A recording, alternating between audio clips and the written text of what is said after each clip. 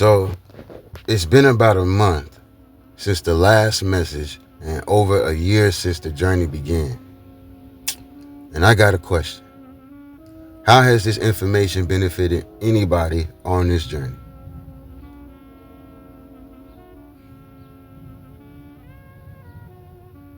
Okay. All right.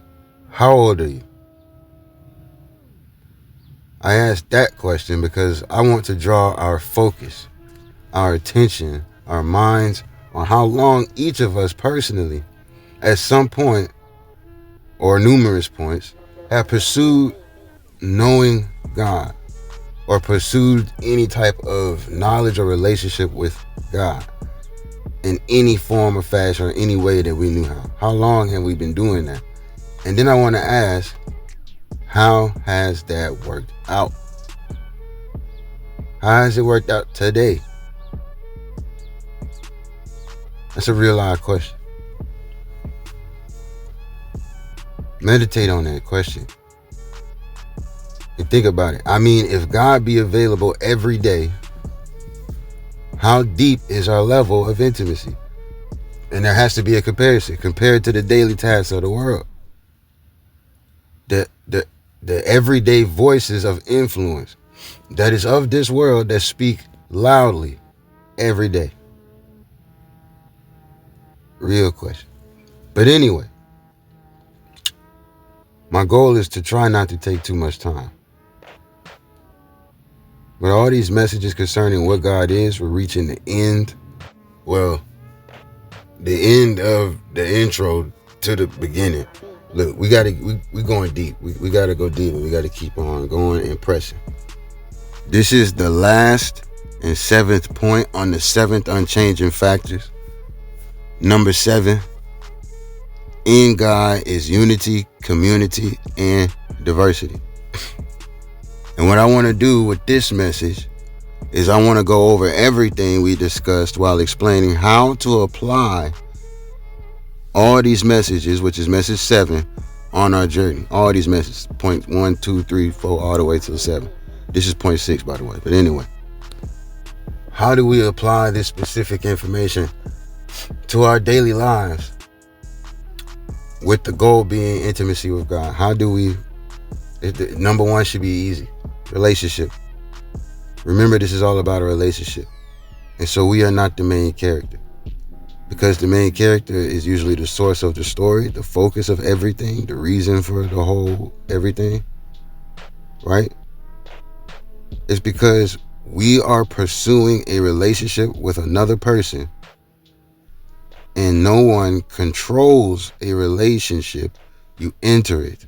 And intimacy is given and received. So it's an agreement between the ones in a relationship. So let's go through it. Number 7, in God is community, unity, and diversity. Now, like I said, we're going to go back through all that we've discussed, but I want you to see something. We're starting from number 7, and we're going to go all the way back through 1 through 6. God is a body of real events, facts, and things. This is the definition of truth, literally. This is the definition of truth, literally. A body of real events, facts, and things. Let us begin with number 1. We remember this. What is number 1? God is the subject of worship and before the universe. How do we apply this to our daily lives, utilizing it and understanding that this is all relationship based? Well, 1, worship automatically entails communication is a necessity between the one worshipped and the worshiper. And being before reality, being before the universe, we already understand is eternal, spaceless, immaterial, conscious, and intelligent. In a nutshell, we could just call that omnipotent or omnipresent. That means that God exists everywhere, in your head, in your heart, in your body, in your room, God exists everywhere. Not only that, but is always listening and always attentive to everything. It is not even possible, or shouldn't be possible, for one to say God does not want to talk to me or communicate with me. It should not even be possible. It's almost illogical, because God exists everywhere and is attentive in all places everywhere. Number two, did that make sense? Is that cool? Did that make sense? So what am I saying? Communication between us and God is a necessity. This is why I say it needs to go from the mind into the heart. From the mind into the heart. Get the understanding. The understanding of God that is truth means that the origin of that understanding came from God, right? So when that understanding gets into the mind, it needs to sink into the heart. When it gets into the heart, what happens? It is given life and it is activated daily. Do that make sense? Are you understanding how this is relationship based? It's just not about head knowledge. We will never see or hear with just head knowledge. It needs to get into the heart. Number two, a revelation is something revealed by God to human beings. How do we apply this to our daily lives in relation? I'm not going to keep saying that over and over. You get this, you get it, right? How do we apply that? We first get the understanding, well, that means that God is a confirming God. God is a confirming God. Does that make sense? When God reveals something to a human being, it is called a revelation. We started off with saying God is truth, right? So that means agreeing with God. What is agreeing with God equals confirming truth. Rejecting or resisting God equals error or accepting ignorance by default. We got to leave emotions at home right now. By default. Do you understand what I'm saying? It's literally that simple. It's deep, but it's simple. God confirms truth of God. Okay, let's move on. Number 3, we live in a 3-dimensional universe. Obviously, we live in a 3-dimensional, physical, tangible world, right? Obviously. How in the world do that have any effect or impact, or how can we draw closer to God with that information? We live in a 3-dimensional universe. That is reality, actuality. That's what that means. It means we're not dealing with anybody's imagination of fairy tales. We're not dealing with fables. We're not dealing with imaginary friends. We're dealing with reality and actuality. You live in an observable, tangible, limited universe that was intelligently designed.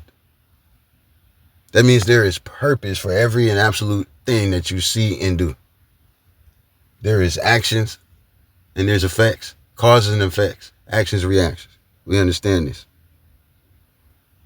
So living in you existing confirms everything that we've talked about so far. And it gets even better. Number 4, nothing cannot produce and creation equals creator. Number 4 is revealing actually number 5. Nothing cannot produce and creation equals a creator. I'm going to slow down a bit because I really want this to really sink in how real the things we're talking about are. You understand? This is just further solidifying understanding there is a subject known as creator, and that creator is the most high of all creation. Nothing cannot produce, and creation is evidence of a creator.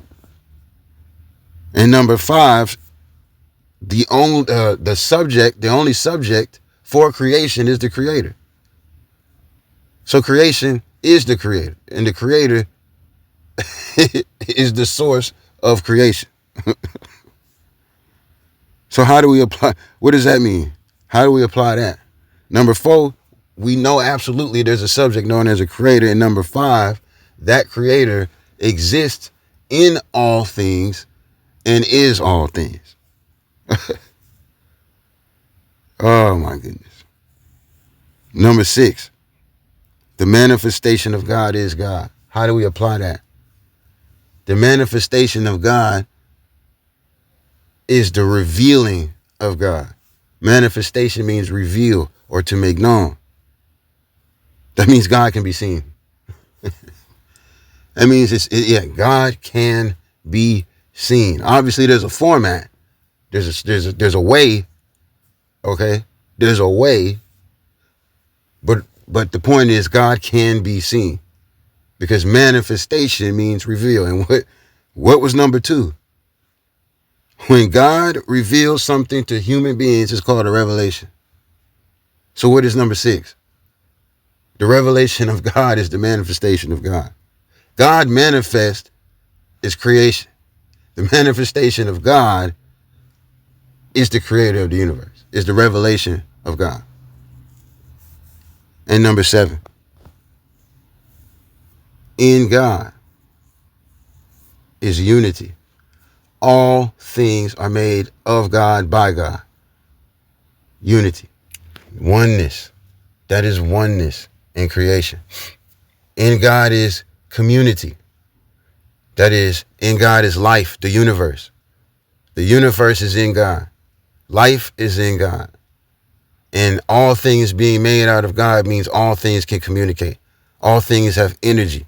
All things have the capability to communicate. Everything has the ability to communicate. Everything. Did I say everything? I hope you understand everything. And diversity. God is multidimensional. We live in a multidimensional universe, reality. Reality is multidimensional. You being a singular person is multidimensional. That means you exist on multiple different planes. You exist in multiple different realms. The definition of truth: a body of real things, events, and facts. The literal definition of truth is God, and God is truth. I hope all of this information is making sense. This information about God is truth, and the origin is from God. So like finding out who, like let's say you're crushing on somebody and you find out what their favorite food is. When you come to understand that that is truly their favorite food, you know that the source of that information came from the person. That truth of God needs to enter our mind for the understanding, and it needs to dwell in the heart to be given life and remain active daily. So it's not a game of memory, but it's a lifestyle. And we can't begin anything anyway until it enters the mind, so that we can acknowledge. And by acknowledging God in truth in our hearts, so with love, when we acknowledge, by acknowledging God continuously, we begin deeper interaction.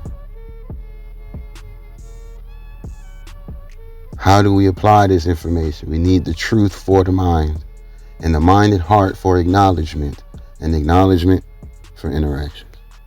God is truth. God is absolute. God is nearer, closer to every single one of us than our own eyelash.